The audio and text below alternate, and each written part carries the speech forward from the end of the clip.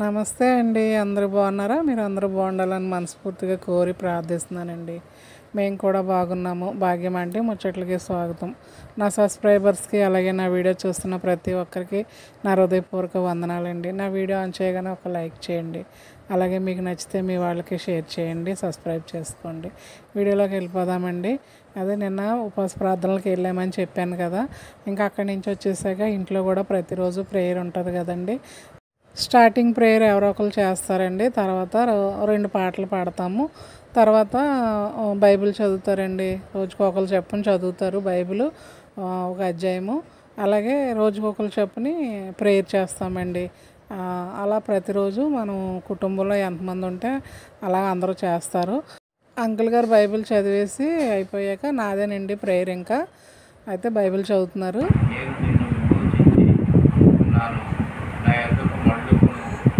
యెహోవా ఆ కార్యమును సమాప్తి చేసి ఉన్నాడు. ఆకాశములారా ఉత్సాహధ్వని చేయుడి, భూమి అగాధ స్థలములారా ఆర్భాటము చేయుడి. నేను కూడా ప్రేయర్ చేసేసాక టిఫిన్ చేశానండి. ఎందుకంటే మార్నింగ్ నుంచి ఉపవాస ప్రార్థనలు కదా, మార్నింగ్ నుంచి ఉందామని నేను డిసైడ్ అయ్యాను. ఎవరి ఇష్టం వాళ్ళదండి. ఎవరో ఎలా నచ్చితే అలా డిసైడ్ అవుతారు. కొంతమంది 3 గంటల దాకా ఉంటారు, కొంతమంది ఏమో రోజంతా ఉంటారు, కొంతమంది 3 రోజులు ఉంటారండి. అయితే ఈ మధ్య కొంచెం సిక్ అయ్యాను నేను, అందుకే నైటు సాయంత్రం వరకు ఉందామని అనుకున్నాను. నైట్ ఇంకా టిఫిన్ చేసి పడుకుంటానండి. అలాగే మార్నింగ్ లెగిసేపాటికి ఫోన్ వచ్చిందండి. అదే మొన్న వెళ్ళాను కదా బావగారిని చూడడానికి. అయితే చనిపోయారమ్మా ఇలాగా అనేసి ఫోన్ వచ్చింది. సరే ఇంకా చర్చికి వెళ్ళలేదండి. ఇంకా ఝాన్సీని పంపించాము. మేమైతే అక్కడికి వెళ్ళిపోయాం ఝాన్సీని. తర్వాత ఒకవేళ అప్పటి వరకు ఉంటే నువ్వు మధ్యలోన కొంచెం చర్చ్ చూసుకొని వచ్చేయమ్మా అని చెప్పేసి తర్వాత మేము వెళ్ళామండి. అసలు జోరు వర్షము. అయితే షాప్ దగ్గర కూడా చాలాసేపు నించుండిపోయాము. తీసుకెళ్ళిపోతారేమో అని ఒక టెన్షను. మళ్ళీ ఎలాగన్నా సరే మళ్ళీ ఇంకా పాపం అంత బాధలో కూడా ఉండి సురేష్ మళ్ళీ అమ్మాయి ఎక్కడ ఉన్నారని ఫోన్ చేశాడు. నిజంగా వాళ్ళు ఫోన్ చేసి ఎక్కడ ఉన్నారమ్మా అని అడగడం నాకు ఇంకా ఏడుపు వచ్చేసింది అనుకోండి. సరే వర్షం వస్తుంది కదా నాన్న, ఇక ఇక్కడ షాప్ దగ్గర ఎక్కడో ఉన్నామని చెప్పాను. తర్వాత మొత్తానికి వెళ్ళామండి. వెళ్ళాక ఇంకా తీసుకెళ్ళడం జరిగింది అనుకోండి. అయితే హాస్పిటల్లో ఇంతకుముందు అక్క గురించి కూడా చెప్పాను. 4 నెలలే అయ్యింది కదా అక్క చనిపోయి. వాళ్ళిద్దరూ అనుబంధము ఇప్పుడుది అప్పుడుది కాదండి. అసలు భార్యాభర్తల అనుబంధం అంటేనే పెళ్ళైన కాడి నుంచి బంధం. కాకపోతే వాళ్ళది ఇంకా డిఫరెంట్. అక్కకేమో 7 సంవత్సరాలు, ఆ బావగారికి ఏమో 10 సంవత్సరాలు అప్పుడు మ్యారేజ్ అయిందంట.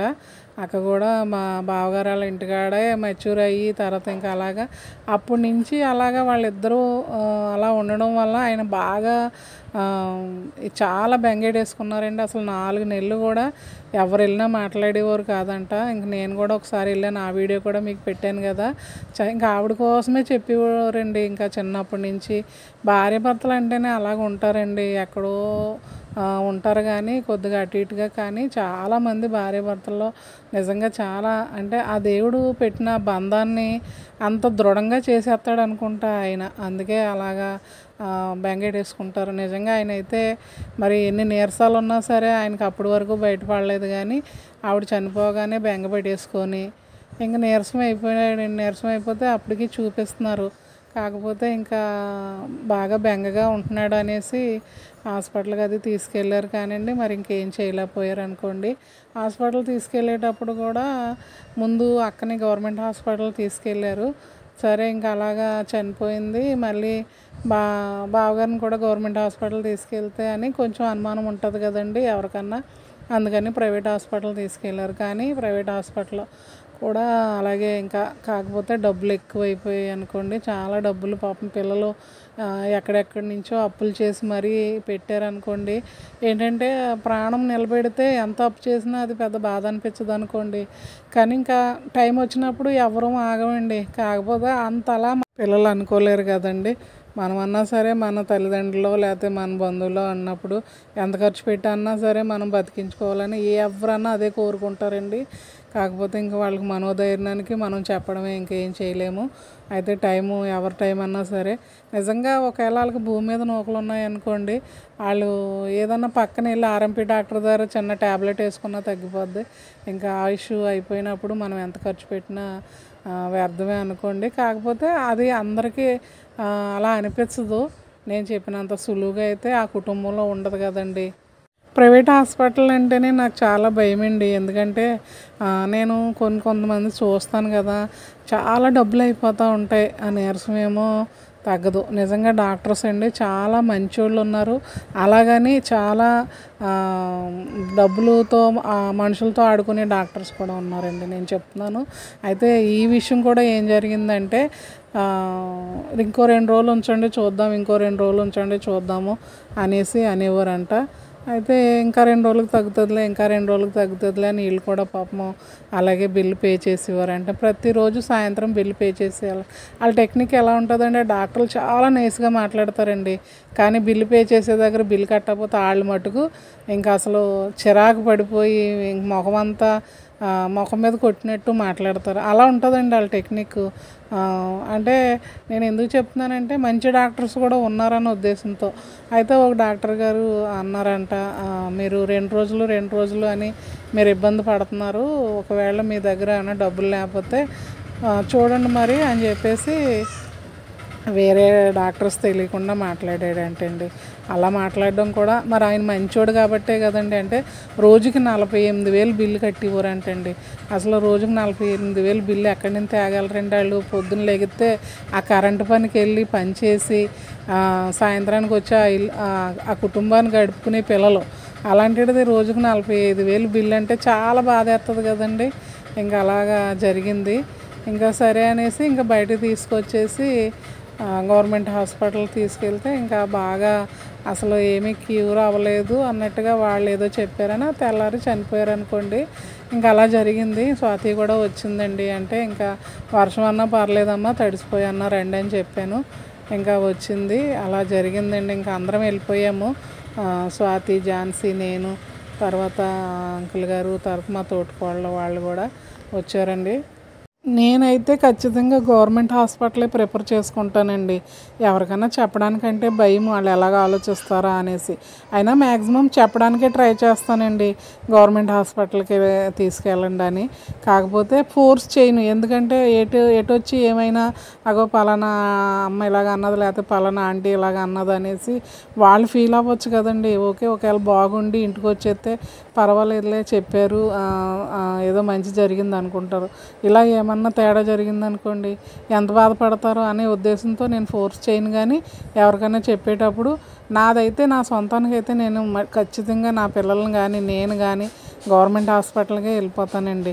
కాకపోతే నేను ఇంతకు ముందు కూడా మీకు చెప్పాను, గవర్నమెంట్ హాస్పిటల్లో ట్రీట్మెంటు చాలా హడావిడిగా జరిగిపోదు, కానీ స్లోగా జరుగుతుంది. ఎందుకంటే మనం ఏం డబ్బులు ఖర్చు పెట్టం కదా, వాళ్ళు కొంచెం స్లోగా చేస్తారు. ఇప్పుడు డబ్బులు కట్టే హాస్పిటల్ ఎలా ఉంటాయండి, వీల్ చైర్ మన కాళ్ళ దగ్గరికి వచ్చేస్తుంది, అన్నీ తీసుకెళ్ళిపోతారు, అన్నీ మన కాళ్ళ దగ్గరికి వాళ్ళే తీసుకొచ్చేస్తారు. అంత హడావిడిగా ఉంటుంది. అంటే మనం ప్రైవేట్ హాస్పిటల్కి వెళ్ళగానే ఇంత బాగా చూస్తారు అన్న ఫీలింగ్ మనలో ఉంటుంది.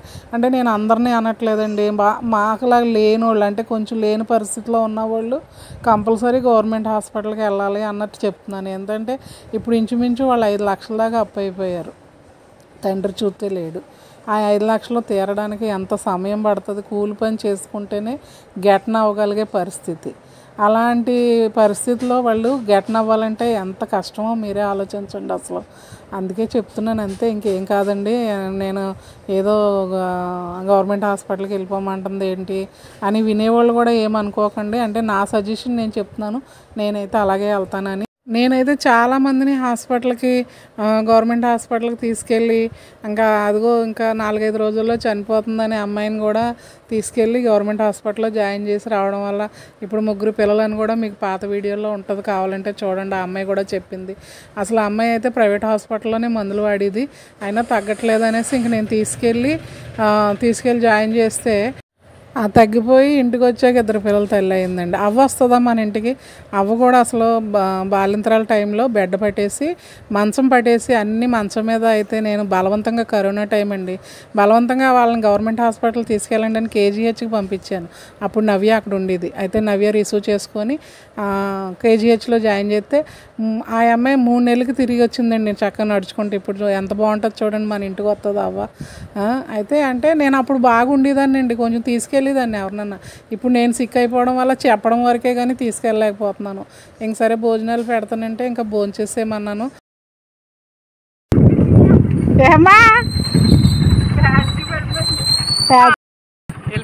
ప్యాచి పడిపోయిందంటే వేయించుకుని వస్తాడని ఇప్పుడు అవుతుందా? ఎదురుందంటే మరేమో తెలియదు. ఝాన్సీ ఆగండి, నేను వచ్చాను. ఇంక స్వాతిని ఆటోకి ఝాన్సీని ఆటోకి వచ్చేయమన్నాం. నేను అంకుల్ గారు బండి మీద బయలుదేరిపోయామండి. సాయంత్రం ప్రేయర్కి కూడా వెళ్ళాలి కదా, అందుకని ఇంకా లేదంటే కాసేపు ఉందాం కానీ ఇంక సాయంత్రం ప్రేయర్కి వెళ్ళాలన్న ఉద్దేశంతో మేము వచ్చేసాము. ఇంకో విషయం ఏంటంటేనండి, ఆంటీ అస్తమానం గవర్నమెంట్ హాస్పిటల్ అంటుంది ఏంటని అనుకోకండి. ఎందుకంటే కొంచెంగా ఉన్నప్పుడు గవర్నమెంట్ హాస్పిటల్కి వెళ్ళిపోయి చూపించుకుంటే అన్ని టెస్టులు చేసి కొంచెం నిదానంగా అన్నా సరే తొందరగా తగ్గించడానికి అవకాశం ఉంటుందండి. మనకు అంతా ఎక్కువైపోయాక గబగబా మనం వెళ్ళినా అక్కడ గవర్నమెంట్ హాస్పిటల్లో పని అవ్వదు. ఎక్కువైపోయేదాకా ఉండకూడదండి. అలానే ప్రైవేట్ హాస్పిటల్ కన్నా వెళ్తే కరెక్ట్గా వైద్యం అందేసి మనము కరెక్ట్గా ఉంటుందని కూడా తెలియదు కదండి. ఇలా జరుగుతున్న ఉద్దేశంతో చెప్తున్నాను అంతే. దయతో మీరు నన్ను ఉద్దేశించి మీరు అనుకోకండి. మీకు ఎలా నచ్చితే అలా చేయండి. నేను జరిగేది నా ఆలోచనలు ఎలా ఉంటాయి అన్నది నేను మీకు చెప్తున్నాను అంతేనండి. ఇంక చివరిగా ఏంటంటేనండి, మొన్న హాస్పిటల్కి వెళ్ళి వచ్చాను కదా, వెళ్ళి రావడం వల్ల కొంచెం మనసు కొంచెం తృప్తిగా ఉంది. బావగారిని వెళ్ళి చూసి వచ్చాను, మాట్లాడాను. అంటే మాటలేం పెద్ద మాట్లాడలేదు అనుకోండి, ఆయనకి పైపు ఉంది నోట్లో. నేను వెళ్ళేటప్పటికి నన్ను తీసుకెళ్ళిపోండి అని ఆయన సైక్ చేస్తే ఇంక 2 రోజుల్లో వచ్చేద్దరు కానిలేండి బావగారు అని అన్నానండి. ఆ మాటే మాట్లాడాను. సర్లేండి బావగారు 2 రోజుల తర్వాత వెళ్ళిపోదాం, పర్వాలేదు, బాగానే ఉంటుంది, ఏం కంగారు పడకండి అని అనేసి ఇంక నేను ఇంటికి వచ్చేసానండి. ఆ రోజు ఇంక 2 రోజుల తర్వాత ఇలాగ వస్తాడని అయితే నేను అనుకోలేదు. ఇంకా అలా జరిగిందండి. వెళ్ళి మాట్లాడానన్న తృప్తి అన్న మిగిలింది నాకు. నిజంగా దాన్ని బట్టి అయితే నేను చాలా సంతోషపడుతున్నానండి. ఒకవేళ నేను వెళ్ళకముందు ఏమన్నా అయితే మటుకు నేను చాలా బాధపడుతున్నానండి. ఉంటానండి, బాయ్.